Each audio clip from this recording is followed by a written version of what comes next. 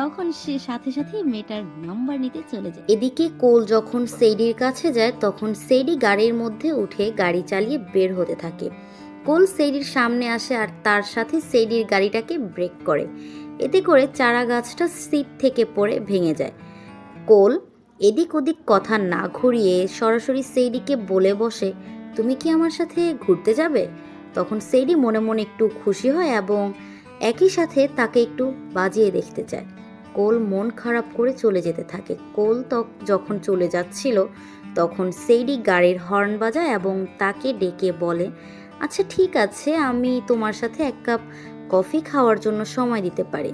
কোল আজ রাত তার কাছে কফির জন্য সময় চায়, তবে সেইডি বলে না, এখনই সে যেতে চায় আর হয়তো বা কখনো সময় থাকবে না।